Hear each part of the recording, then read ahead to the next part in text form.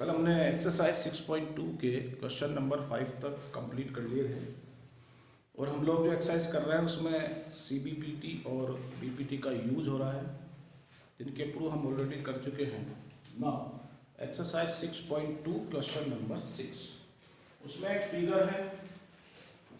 आप लोग पहले वो फिगर बनाओगे, फिर हम जो उसने दिया है उनका यूज करते हुए जो चाहिए वो बनाएंगे।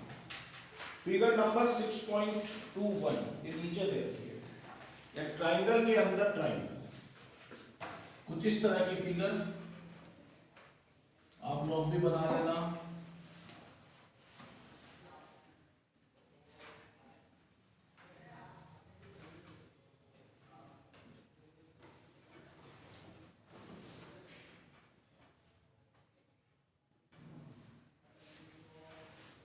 ट्राइंगल के इनसाइड एक और ट्राइंगल, बीच में कोई होल, बाहर वाले ट्राइंगल का नाम PQ है,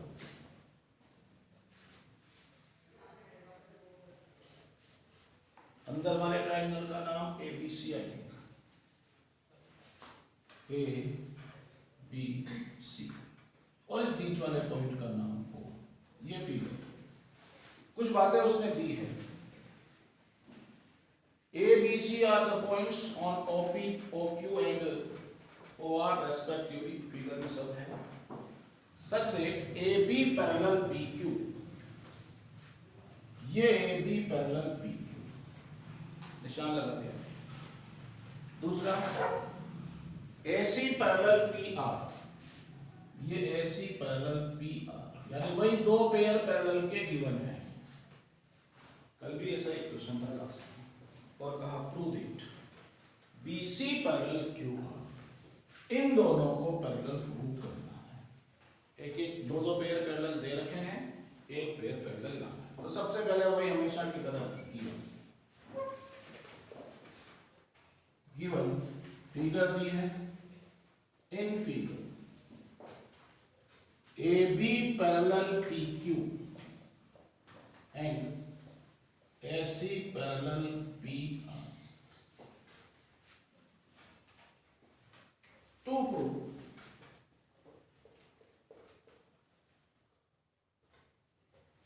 BC पैरेलल QR।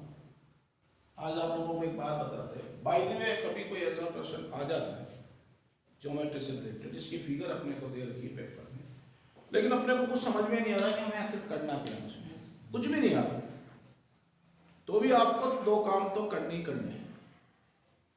कुछ भी नहीं आता, नहीं कर पा रहे, कोई दिक्कत नहीं, होता है कभी कभी ऐसे भी क्वेश्चन हो सकते हैं, एक आध आता ही है, तो भी जो फिगर दी है वो आप बनाओ, उसमें तो कोई दिक्कत नहीं है। उससे गिवन भी लिख सकते हो, उसमें कोई दिक्कत नहीं है। उसमें क्या प्रूव करना है, क्या फाइंड करना है, उतना तो लिख ही सकते हो, उसमें तो कोई दिक्कत नहीं, तो पेपर में ही होता है। उससे फायदा क्या होगा कि मान लो वो 3 नंबर का क्वेश्चन है, हमने कुछ नहीं किया तब तो 0 ही मिलेगा, लेकिन हमने ये थोड़ा बहुत किया है, फिगर बना दी, गिवन लिख दिया, या नकल मार के लिख रहे हैं पर लिख तो दिया, तो जो कॉपी चेक करने वाला होता है उसके पास एक चांस होता है कि वो तुमको कुछ नंबर दे सके। हो सकता है वो 1 नंबर इसी बात का दे दे, 3 नंबर में 4 नंबर तो नहीं दे सका, लेकिन 3 में कम करेगा तो थोड़ा बहुत हो सकता है 1 नंबर दे दे, आधा ही दे दे। पर जब कुछ ना लिखोगे तो कैसे देगा? तो उसमें तो कोई वो नहीं है ना, मान लो नहीं आता, हो सकता है नहीं आता, कुछ भी नहीं आ रहा, हो जाता है कभी कभी कि अपने को आइडिया ही नहीं लगा कि ये क्या कहना चाह रहा है, तो भी ये तो कर सकते हैं। इतना सा काम तो अपन कहाँ से तभी कहाँ से लिखा अपन ने, क्वेश्चन से लिखा, उसमें दिक्कत क्या है? अब हमको क्या लाना है, BC और QR को पैरेलल। देखो ये BC और ये QR, और इन्हें पैरेलल लाना है, और ये दोनों हैं इस ट्राइंगल में, इसका नाम है OQ। याद करो कल भी मैंने ऐसे ही लास्ट वाला पार्ट पे लिख किया, क्योंकि जब अपने को मंजिल पता होती है तो रास्ते आसान होते हैं। जब अपने को मंजिल ही पता नहीं है कि कहाँ जाना है, भटके जाओगे फिर तो कहीं। अभी अपने को पता है कि इसमें जाएंगे, इस BC को QR के पैरेलल प्रूव करना है, तो आपको सबको पता है कि CPPT ही लगेगी, और CPPT लगेगी तो उसके लिए एक रेशियो हमको चाहिए, और वो रेशियो कौन सा चाहिए वो भी हम जानते हैं। हमें हर हाल में चाहिए OB अपॉन BQ इक्वल चाहिए। यानी अब अपने को पता हो गया कि हमको यहाँ पहुँचना है, क्योंकि यहाँ पहुँचने के बाद तो वो लास्ट की 2 लाइन के ऊपर लिखते हैं। याद करो क्या लिखते हैं, लिखते हैं in triangle OQR OB upon BQ equal OC upon CR, so by CPPT। यानी हमारा टारगेट अब ये नहीं है, ये तो आ जाएगा। हमारा टारगेट तो ये है, यही है ना टारगेट, वो तो आया ना, ये वो आता है, आ जाएगा। अब OBPQ, ये रहा OB, ये रहा PQ, और इसके लिए अपने पास पेयर ये रहा, यानी कौन से ट्राइंगल में जाएंगे, POQ, ये POQ, सही लिखा? इसमें ये AB सही है, किसके पैरेलल है? तो इससे लाना जो होता है, क्या लिखें, प्रूफ साथ के साथ लिखना है ना, और बीच में कोई नहीं बोलेगा। इन ट्राइंगल OPQ, इधर से ही चल रहा हूं मैं, देखते हो क्यों, देखेंगे क्योंकि अपने को जो चाहिए वही बनाएंगे। OPQ क्या है? AB पैरेलल किसके? PQ के, so by BPT OB upon BQ equal, मैंने ये लिखा है OB अपॉन BQ इक्वल, चलो भाई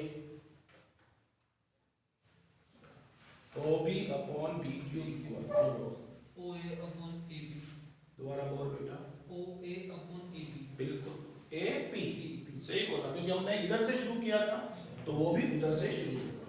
क्या लिखें? OA अपॉन AP या PA, इक्वेशन नंबर 1। ये था OBBQ। अब ढूंढो उसमें कहीं ना कहीं OCCR के लिए भी ऐसा नाटक है कौन सा ट्राइंगल है वो?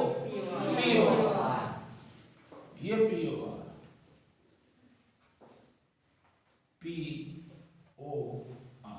और इसमें भी AC पैरेलल है PR के,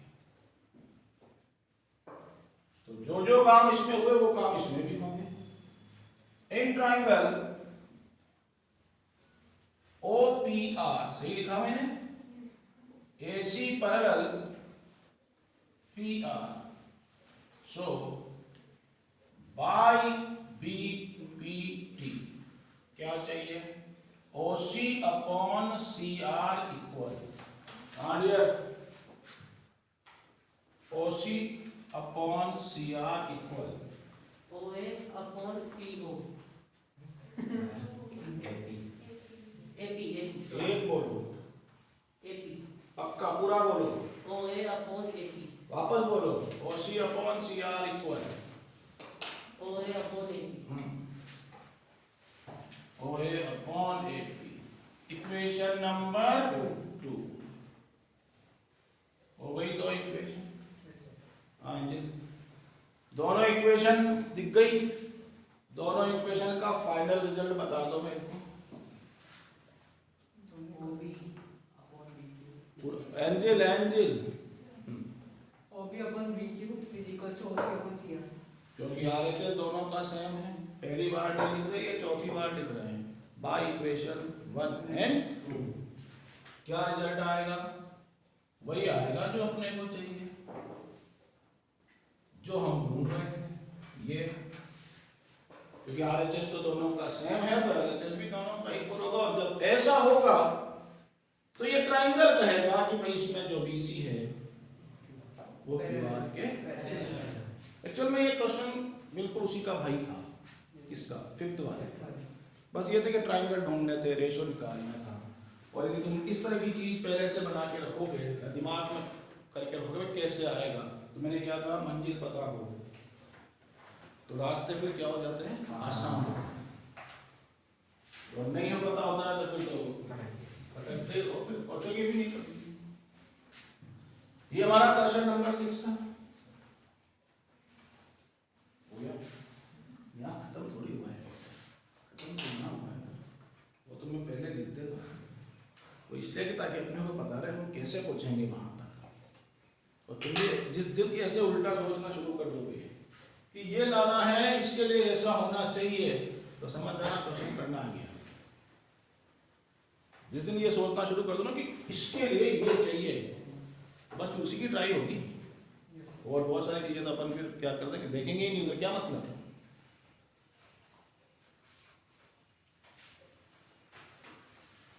जल्दी करा कर। हाँ, आप लोगों ने 9th क्लास में 2 थ्योरम पढ़ी थी, मैंने नाम भी लिया था उनका, एमपीटी और सीएमपीटी। याद करो, एमपीटी में वो पैरेलल प्रूव करवाता था ट्राइंगल में, और सीएमपीटी में पैरेलल देता था और कुछ साइड्स को इक्वल प्रूव कराता था, मिड पॉइंट यानी वही इक्वल। यानी एक में पैरेलल प्रूव कराता था तो इसका मतलब उसमें सीबीपीटी से भी काम हो सकता है पैरेलल, और एक में वो कुछ रेशो इक्वल लाता था, यानी वो 2 साइड को बराबर, 2 पार्ट को बराबर करता था, तो उसका काम पीपीटी से भी हो सकता है। आप लोगों ने 9 में उनको प्रूव किया होगा दोनों को, एमपीटी और सीएमपीटी। सीएमपीटी क्या थी वो भी मैं बोल दूंगा अभी, एमपीटी क्या थी वो भी बोल दूंगा। पर आपको यदि याद हो तो एमपीटी ये कहती थी, if a line segment drawn to join midpoint of 2 sides of a triangle is parallel to the third side and y line और एक्स्ट्रा थी and half of it।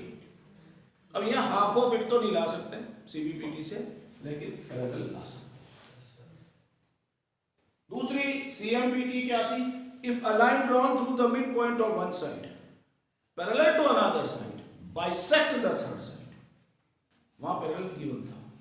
उन दोनों थ्योरम को अपन इन थ्योरम से भी प्रूव कर सकते हैं, और जितना प्रूव तुमने पहले किया था 9th में जिस तरीके से, वो बहुत लंबा प्रोसेस था काफी।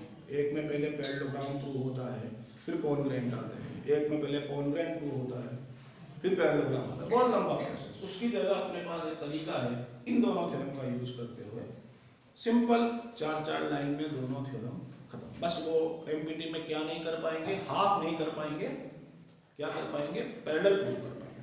देखिए पहले उसमें से कौन सी। Question number 7, using theorem number 6.1। यहाँ 6.1 का मतलब है बीपीटी। दो थ्योरम पढ़ी है, सीबीपीटी और बीपीटी, बस हमने पढ़ी बीपीटी। यानी by the use of BPT prove that a line drawn through the midpoint of one side of a triangle parallel to another side bisect the third side। अभी मैंने बोला था ये क्या थी वहां पर, सीबीपीटी थी। इसने जो मैंने बोला था लिख भी दे, रिकॉल दे, you have proved in the class of class. इसने बोल भी दिया कि तुम इसको प्रूव कर चुके हो क्लास 9 में। क्या बोला, एक ट्रायंगल की एक साइड के मिड पॉइंट से जाने वाली लाइन किसी दूसरी के पैरेलल हो तो तीसरी को भी बाइसेक्ट यानी 2 इक्वल पार्ट्स में डिवाइड करती है। ये हमारा क्वेश्चन नंबर 7, और इसने कहा इसका प्रूफ 9th क्लास वाले तरीके से नहीं, 10th क्लास वाले तरीके से यानी बीपीटी से। 6.1 एग्जाम में कभी सवाल आएगा तो ऐसे नहीं आएगा by the use of theorem number 6.1, वहां आएगा by the use of BPT, क्योंकि 6.1 तो इसमें बुक में है इसलिए इसमें लिखा है। अब पहले फिगर बनाएंगे, क्योंकि आपको पता है थ्योरम तो थ्योरम होती है। मैंने कल परसों भी बोला होगा, सब कुछ हमें करना होता है, वो एक स्टेटमेंट देकर हट जाते हैं पीछे। कहा था ना अपन ने, क्या बोला, एक ट्राइंगल है, नाम भी हमें डालेंगे क्योंकि बच्चा भी हमारा ही है। उसने कहा उसके एक के मिड पॉइंट से जाती है, मान लो ये मिड पॉइंट है, यानी ये दोनों इक्वल दे रही है। दूसरे के पैरेलल है, अब इससे जाएगी तो नेचुरल है बीसी के ही पैरेलल होगी, और जहां तीसरी को मिलती है ई, कहता है उस वो इस AC का मिड पॉइंट है, means you have to prove AE equal EC। ये मिड पॉइंट है, ये वहां प्रूव करते थे, वहां तरीका अलग था, यहाँ थ्योरम का यूज करना। ठीक, समझ में आ गई बात है? गिवन देखिए, अब तो अपने को लिखना है सब, क्योंकि अब इन फिगर नहीं है sir. Given A triangle ABC दिया उसने, D is midpoint of AB दिया उसने, नाम उसने नहीं दिया था, नाम तो बस चेंज कर सकते हैं, एंड DE पैरेलल BC। ये तीन बातें दी उसने, ट्राइंगल उसने बोला, मिड पॉइंट उसने बोला, पैरेलल उसने बोला, और पूछा क्या, सिर्फ एक बात, to prove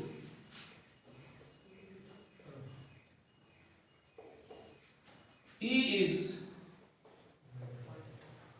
midpoint of AC, और इसका मतलब है AE equal EC। AE equal EC आएगा तो उसको हम वो लिखेंगे, क्योंकि डायरेक्ट मिड पॉइंट थोड़ी आएगा। नाउ प्रूव, आपको इस थ्योरम को करने के लिए 9th क्लास में देखो क्या क्या जुगाड़ लगाने पड़े थे, मैं बताता हूँ, तो रफ लिखना नहीं, अभी याद आ जाएगा हाँ ऐसा किया था, क्या क्या किया था बताऊं।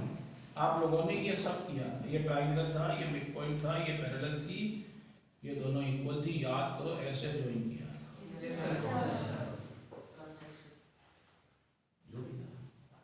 ऐसे किया था, और उसमें पहले इन दोनों ट्राइंगल को कॉन्ग्रुएंट करा था, सॉरी पहले इसको पैरेललोग्राम प्रूव किया, और इसको पैरेललोग्राम प्रूव करके इन दोनों साइड को इक्वल लाए थे, फिर इन दोनों ट्राइंगल को कॉन्ग्रुएंट किया था, और फिर इन दोनों को इक्वल किया था। ये था अपना मार्क्स, और यहाँ 3 लाइन में कैसे, इसमें 2 बातें दे रखी है, देखो पहली बात कि DE BC के पैरेलल है तो BPT अपना एक कोई रेशियो बनाकर देगी, दूसरी बात D मिड पॉइंट है तो AD और BD दोनों इक्वल भी हैं, वो भी अपना एक रेशियो बनाकर देंगे, और कैसे देंगे वो भी सिखाएं तुम्हारे को। तो सबसे पहले उसने जो पहली बात दी, मैं उसी से रेशियो बनाऊंगा। क्या बात थी, D इज क्या है, मिड पॉइंट ऑफ AB, सो इसका मतलब AD इक्वल BD, और इसका मतलब अब सोचना जो मैं बोल रहा हूं उसके बारे में, देखो तरीका होता है, वही नंबर होते हैं लेकिन हम उसको कैसे ट्रांसफर करते हैं, सामने वाली वैल्यू उसके अकॉर्डिंग चेंज हो जाती है। मैं बता रहा हूं, x इक्वल y, जब हम इस y को इधर लाएंगे तो इसके लाने के 2 तरीके हैं मेरे पास। एक तरीका तो ये है कि मैं यहां लिखूं x माइनस y, तब तो 0 आएगा, पक्का है, सब जानते इक्वेशन है। और मैं ऐसे ना लूं, मेरे पास तरीका और भी, मैं इसको ऐसे ना लूं, मैं इसको लाऊं x अपॉन y, तो बोलो इक्वल क्या है, पक्का है ना, पक्का है ना, क्योंकि वापस क्रॉस मल्टीप्लाई होगा उसको नहीं जाना, पक्का। तो फिर यहां बता दो, मैं इसको लिखूं और AD अपॉन BD इक्वल, मैंने नहीं बोला, तुमने बोला ऐसा करेंगे, मैं तो रेशो जीता, मैं तो रेशो बनाया। ये क्या हो गया, ये हो गई इक्वेशन नंबर। अब ये मत पूछना माइनस क्यों नहीं किया, मैंने पहले भी कहा थ्योरम को जब प्रूव करते हैं तो उसका अपना एक तरीका होता है, बोला था ना ये बात, ठीक। ये तो उसने कहा था D मिड पॉइंट है, अब इसने ये भी कहा D पैरेलल BC, तो उसका भी यूज करेंगे, उसके लिए जाएंगे ट्राइंगल में, इन ट्राइंगल ABC, सही, DE पैरेलल BC, बीच में कोई बोलेगा नहीं, सो बाय BPT, वही बाय BPT आएगा ना, AD upon B D equal AD upon BD equal घानाकुल AE upon EC. पक्का Yes. AE upon EC। ये बन गई आपकी इक्वेशन नंबर 2। ठीक, तो भाई कोई नई बात नहीं लिखी है, वही बातें लिख रहा हूँ बार बार। हाँ बेटा बोलो, कहाँ पर? CE और EC एक ही चीज होती है ऊपर से यानी AE आ गया फिर नीचे से उससे कोई फर्क कर सकते। CE मतलब यही ना, तो CE लिखूं या EC लिखूं उसमें फर्क क्या पड़ गया? तो तू ऊपर से देख रही, मैं नीचे से देख उसी में तो है वो। CE और EC अलग अलग थोड़ी ना है। हाँ AC लिख देता तो तू कहती अलग है, CE और EC तो एक ही बात है। हाँ बेटा, इक्वेशन 1 और इक्वेशन 2 ढंग से देख, इसमें कौन सा पार्ट सेम है? AD upon BD. और AD अपॉन BD। तो इनका फाइनल रिजल्ट क्या होगा? By equation 1 and 2 final result बोल।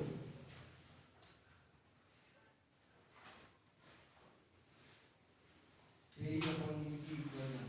बिल्कुल सही बात, क्योंकि जो इक्वल है वो तो हट ही जाता है। क्या बचा? AE upon EC equal. याद करो कि थोड़ी देर पहले ऐसा ये उधर था, हम इधर लाए थे, तो क्रॉस मल्टीप्लाई करेंगे तो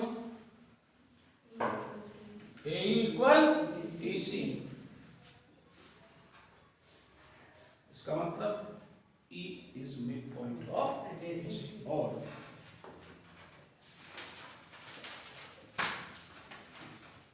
अब ये थ्योरम हमने 9th में की थी, बाकी काफी लंबा प्रोसेस था।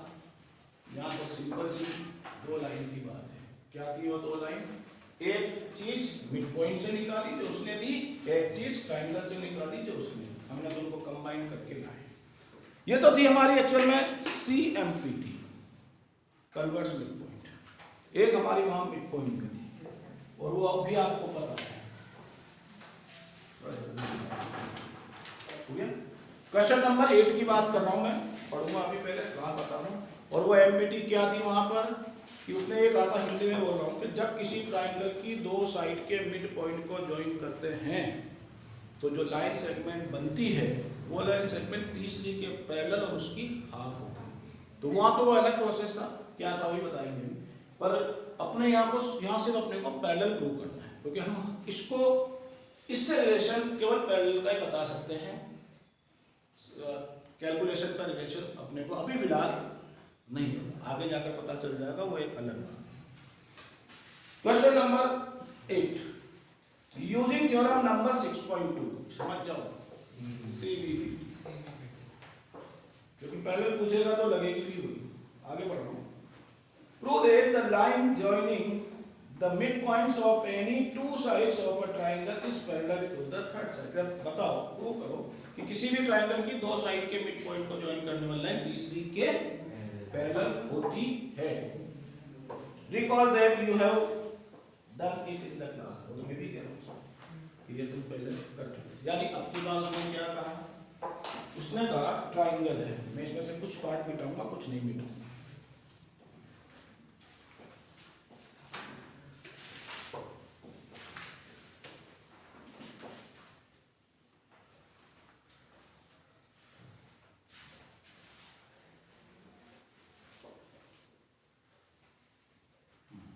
की जल्दी मत करना, टाइम देना तुमको, है ना। क्या बोला उसने? ट्रायंगल है ABC, उसकी 2 साइड के मिड पॉइंट। तो मैंने कहा D मिड पॉइंट किसका? AD का, और E मिड पॉइंट किसका? AC का। और अब अपने को प्रूव करना है कि DE पैरेलल BC, ये प्रूव करना है। यही है क्वेश्चन। यानी उसने क्या क्या दिया? ट्रायंगल दिया, दोनों साइड के मिड पॉइंट दिए, और प्रूव करना है। ये हमने कल भी लास्ट में प्रूव किया था कि कैसे ये प्रूव हो सकता है, और आज भी शायद अपन ने एक क्वेश्चन में प्रूव किया कि कैसे ये प्रूव हो सकता है। और इसको प्रूव करने के लिए आपको सबको बताया कि क्या चीज अपने पास होगी तो ये प्रूव हो जाएगा। क्या चीज अपने पास होगी? पहले मैं ये गिवन लिख दूं, है ना? तुम फिगर बना लो। Question number 8।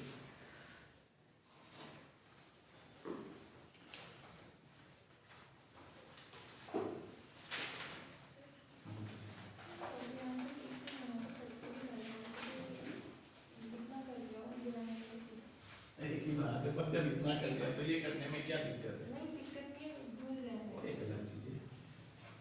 बाकी यदि जब अपने को पूछा ही उसने वही है, हालांकि वो सही है, वहां तक भी सही है, पूरा सही है, तो अपन भूल जाए वो एक अलग बात है। बाकी यदि याद आ जाए तो लिखने में क्या जाए, और भूले क्यों? यहाँ जब इतना कर लेंगे तो उसको भी भूलेंगे, क्लास करने बना लिया। क्या क्या दिया उसने? कहा एक ट्राइंगल है, डी ए बी का मिड पॉइंट है, and E is mid point of, ये दोनों बातें उसने। और क्या प्रूव करवाया? D parallel BC, to prove DE parallel BC। अब पहले मेरी बात समझो, ये चीज हमने वहां भी प्रूव की थी 9th में भी, बट 9th में जो आपने प्रूव किया था, देखो आपका प्रोसेस क्या होता था, बड़ा लंबा प्रोसेस था। वहां पर आप क्या करते थे, मैं यहाँ बना रहा हूँ आपको तो मिटाना है, अपने को समझने के लिए बना रहे।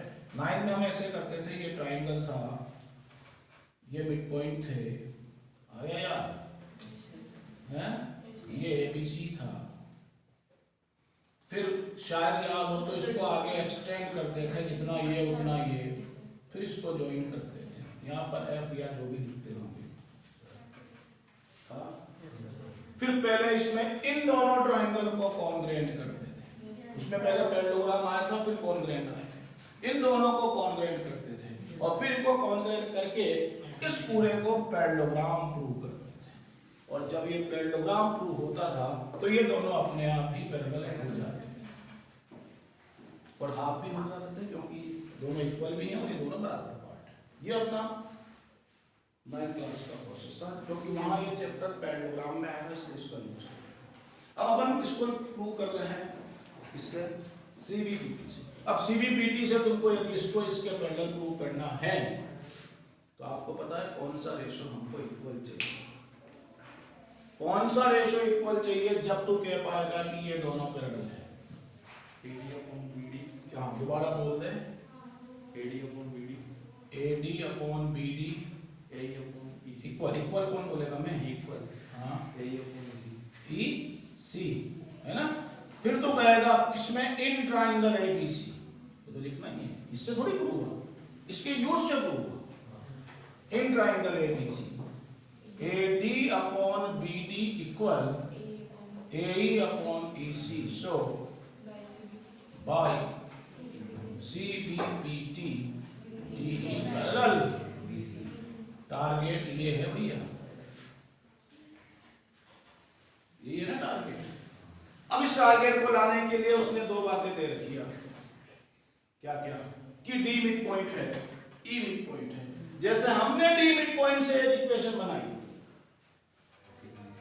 वैसे E मिड पॉइंट से भी तो एक इक्वेशन बनेगी, नहीं बनेगी? D से तो मैंने बनाई रखी, अब तुम लिखना शुरू कर दो, वैसे मैं E से बना देता हूँ, फिर बाय इक्वेशन 1 and 2 वही आएगा जो अपने को चाहिए। यस, E इज वो D वाला मैं लिख चुका हूँ, मैं E वाला बोल रहा हूँ।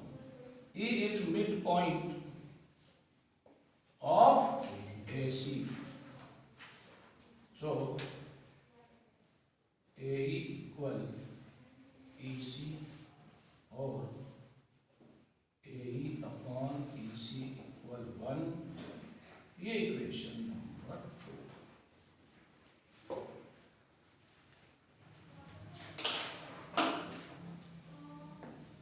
बाय इक्वेशन 1 and 2, बाकी सब लिखा हुआ है।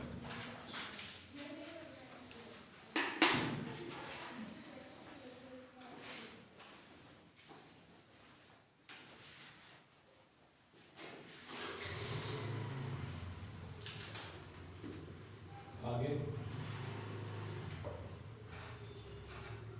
कहाँ पे जाए करूँगा बस नहीं छोड़ दे, क्योंकि असली चीज तो वही है। ये तो सिर्फ अपने उसको लाने के लिए किया है सब। क्या बोल रहा है वही है ना, सेम चीज है। ये वो है ना,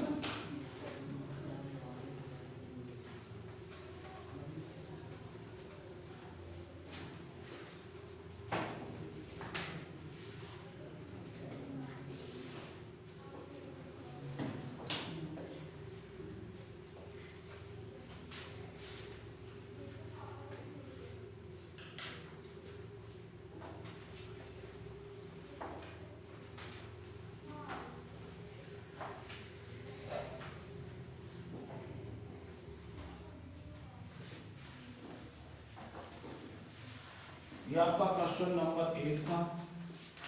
अब आपके पास 2 क्वेश्चन और हैं इस एक्सरसाइज में, और यूं कहो इस एक्सरसाइज के सबसे इंपॉर्टेंट क्वेश्चंस में से है वो दोनों क्वेश्चन। मैं ये नहीं कह रहा कि भाई उनमें से आएगा, पर वो सबसे इंपॉर्टेंट हाँ तो कहीं से भी सकता है। और क्वेश्चन एक्चुअल में क्यों इंपॉर्टेंट है उसकी 2 बातें हैं। पहली बात तो ये कि अभी तक तो हमको मोस्टली ये पता चल जाता था कि कौन सा रेशियो अपने को चाहिए, और मैं तुमसे सवाल भी मैंने तुमसे पूछे, तो एक्चुअली मैंने जो तुमसे सवाल पूछे उसमें ज़्यादातर लेफ्ट वाली चीज़ मैं ही बोल देता था, तुमको सिर्फ राइट वाली बोल दी है, क्योंकि तुम्हें लेफ्ट वाली तुम्हें बोल रहा हूँ तुम 6 में से पता नहीं कौन सा बोलोगे, इसलिए उसको मैं पहले बोलता था भाई तुझको इसी के रेस्पेक्ट से बोलना कि हमें वही चाहिए।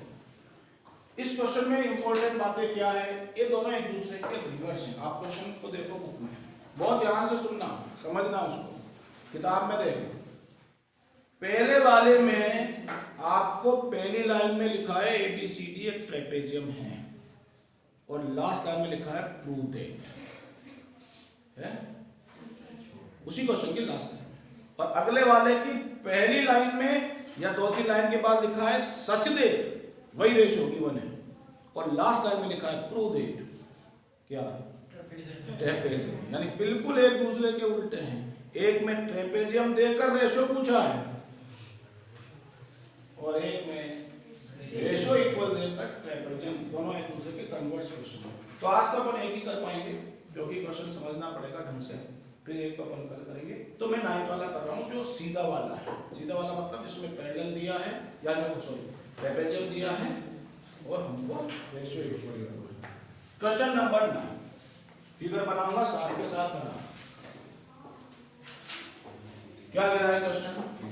ABCD is a trapezium in which AB parallel DC। 2 चीजें हमेशा ध्यान रखो, जब भी ये ट्रेपेजियम देगा जरूर बताएगा उसका कौन सा पेयर पैरेलल है, और जब भी अपने को ट्रेपेजियम प्रूव करना होगा तब हमको उसका कोई एक पेयर, अपोजिट का एक पेयर अपने को पैरेलल बताना हो। ये डेफिनेशन है ट्रेपेजियम की। क्या बोला? AB parallel DC।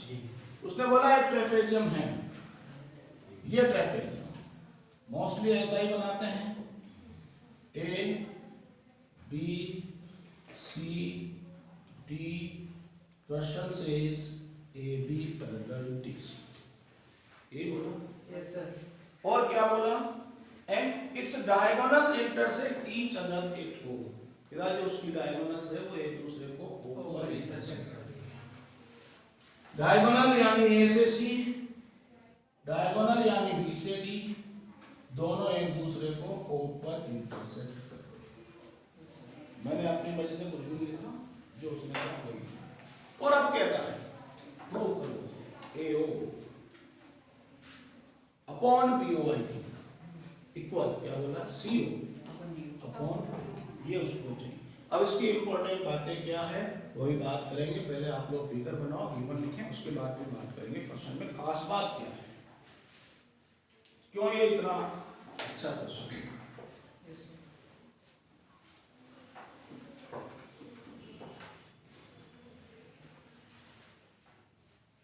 फिगर साफ सुथरी और बढ़िया बनाया करो, क्योंकि सब कुछ उसी के ऊपर चलता है ना।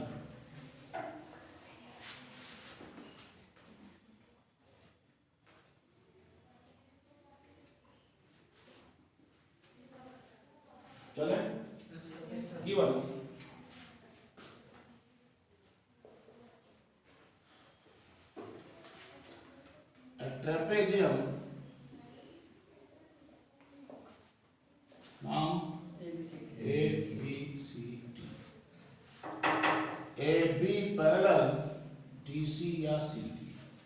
अब देख ले, डी सी लिखो चाहे सी डी लिखो, एक ही बात है। वो डी सी बोले तो भी वही बात है, मैं सी डी बोलूं तो भी वही बात है, दोनों का मतलब एक ही होता है। यही दिया, इसके अंदर कुछ नहीं दिया। और चाहो तो लिखते हैं नहीं क्या diagonals intersect each other at, या यूं लिखते हैं diagonals AC and BD intersect 8, इससे ज़्यादा नहीं दिया, ये क्या है, इससे ज़्यादा नहीं। टू प्रूव बोलना AO upon BO equal CO upon D लाना है ये। लेकिन जो इस क्वेश्चन इंपॉर्टेंट है वो बात यहीं से शुरू हो जाती है। पहली बात तो ये कि आप जब बीपीटी लगाते हो तो बीपीटी लगाते, बेटा सामने ध्यान देना, एक्चुअल में जो इसको चाहिए ये आएगा तो यही, पर डायरेक्ट नहीं आएगा जिस फॉर्म में इसने लिखा है, कुछ अलग तरीके से आएगा, मजबूरी है, उसका कारण है। जब आप बीपीटी लगाते हो तो आप ध्यान दो कि ट्राइंगल में अपनी अपनी साइड के दोनों पार्ट और दूसरी साइड के भी दोनों पार्ट आते हैं। कभी भी ऐसा नहीं हुआ कि एक इसका रेशो बनाया, हुआ क्या? अब देखो, ये तो चाहता है एओ, एओ के साथ होना चाहिए था एक्चुअल में सीओ, क्योंकि वो एसी के पार्ट है, जबकि इसको चाहिए एओ के साथ बीओ, जो बीपीटी से नहीं आ सकता, क्योंकि एसी एक साइड है, तो एसी के दो टुकड़े कौन है, एओ और सीओ। तो इसका मतलब एओ के साथ सीओ ही आएगी, बीओ नहीं आएगी। और जब एओ के साथ सीओ ही आएगी तो समझ जाओ फिर बीओ के साथ ओडी या डीओ ही आ सकती है, तो अपन भी समझ रहे हैं। इसमें क्या अपन मान लो यहाँ डीओ तो एडी के साथ ये थोड़ी लिख सकते हैं, क्योंकि वो अलग साइड के पार्ट है, जबकि ये तो कुछ और चाहता है। इसका मतलब वो नहीं आएगा जो ये चाहता है, आएगा वही जो हमने बताया, या हम ला सकते हैं। अपन क्या ला सकते हैं, एओ के साथ सीओ ला सकते हैं, पीओ के साथ डीओ ला सकते हैं, ये भी वही है। ध्यान से देखो, ये क्रॉस मल्टीप्लाई से उधर तक करके लास्ट में उसने अपने को परेशान कर दिया, आया तो उसके भी वही होगा। क्या क्या आया होगा, एओ के साथ सीओ ही आया होगा। अपने को परेशान करने के लिए उसने क्या करा, उसको क्रॉस मल्टीप्लाई कर दिया, यानी आएगा तो यही। वो तो उसने किसका देखा, अपने भी आएगा तो ये पंचायत तो वैसा लिखे। और ये तो बहुत समझदारी दिखा दिया कि वो रेशो तो दिखा गया तुम्हारे कि देखो रेशो, तो तुम्हारे दिमाग में कि हाँ यार पीपीटी लग सकती। मैं होता ना तो मैं तो और खतरनाक कर रहा, मैं रेशो पूछता ही नहीं।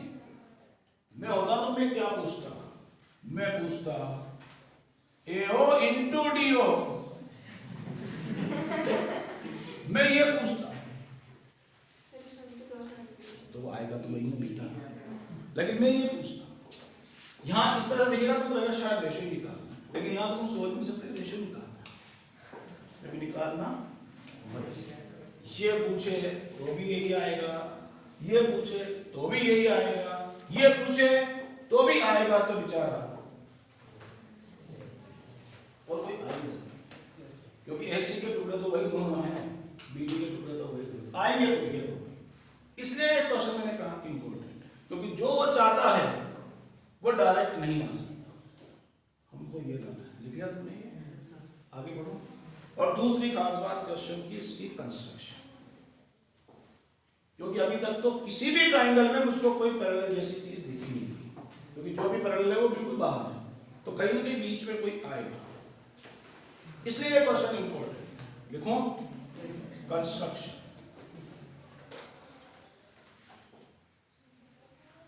ड्रॉ EO पैरेलल AB, समझ EO पैरेलल AB, ये EO पैरेलल ए बी। अब यदि वाकई समझदार हो तो ये समझ गए होंगे कि मैंने उसको बनाया ए बी के है, पर वो सी डी के अपने आप ही हो गई, क्योंकि ए बी और सी डी तो पहले ही कर दो। याद करो एक छोटी सी बात, कभी बात की होगी, if a line parallel to two side या two parallel side, one of the two parallel side, then it is also parallel to third side। तो सिंपल सी बात है। तो मैंने बनाया ए बी के है, लेकिन वो सी के बनाओ। और अब ये सब मिटाऊंगा और कहां पहुंचाऊंगा? यहाँ के बाद इधर जाना है तो चले जाना, यहीं रुकना है तो रुक जाना, इधर जाना हो तो चले जाओ, वो अगली लास्ट स्टेप होगी। हाँ ना, ये भी शायद मैंने बता दिया कि हम ये कार्य क्यों नहीं ला सकते, आना इसी को है, बता देना कि नहीं बताया, बता दिया। तो ये मिटा दूंगा सब। कंस्ट्रक्शन क्या बनाया अपन ने? EO parallel AB, EO parallel AB। चलो मैं यहाँ ये लिख देता हूँ कि अपने को क्या चाहिए, क्या चाहिए? AO अपॉन CO इक्वल ये चाहिए, ये आज जो दो ये आएगा, इससे बराबर जहाँ चाहना होगा वहाँ अपन अगली स्टेप में पहुँच जाएंगे। AO CO, ये AO, ये CO, बोलो कौन सा ट्रायंगल लूं उससे उनका रेशियो निकलेगा?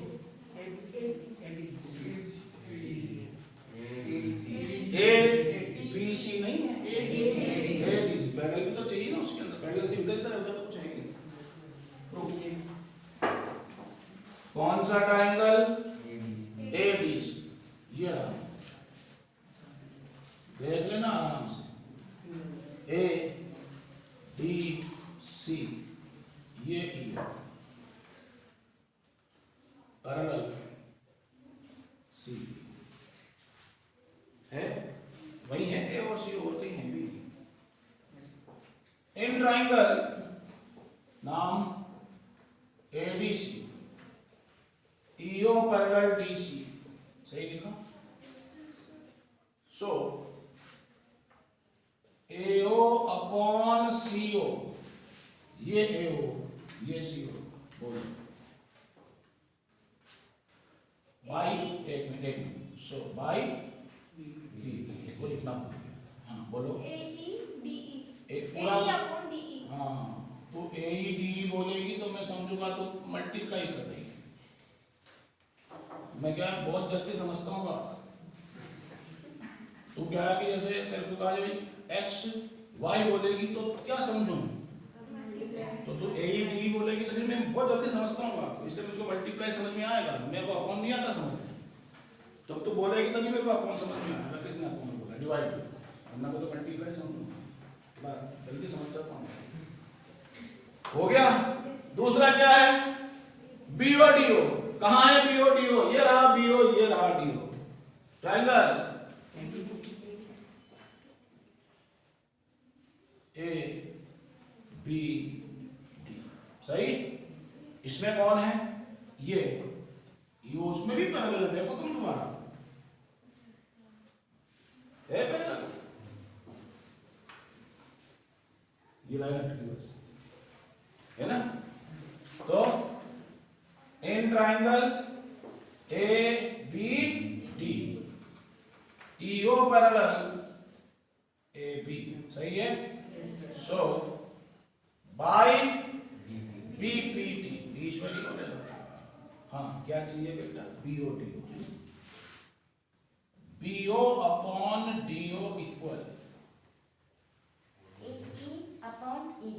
बिल्कुल सही बात, तूने अच्छा काम किया, अच्छा तो क्या क्या करना ही चाहिए, मैंने तो बताया कि पहले नीचे वाला, तो तभी मैंने नीचे वाला ही आएगा, यही सिखाया ना, इसमें पहले नीचे वाला तो नीचे वाला, तो ऊपर वाला आएगा तो ऊपर वाला ही आएगा, ये सिखाया ना corresponding.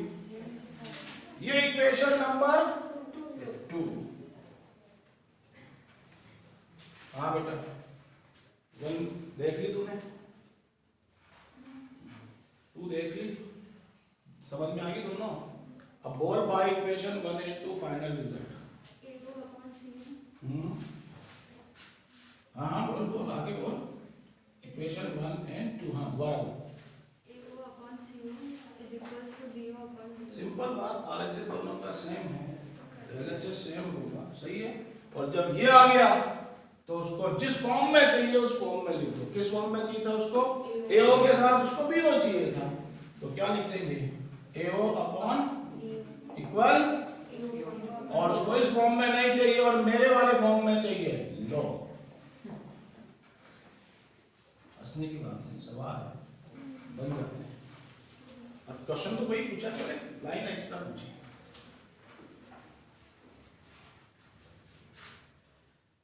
Thank you very much. बाकी बचे हुए क्वेश्चन हम करेंगे नेक्स्ट वीडियो के अंदर।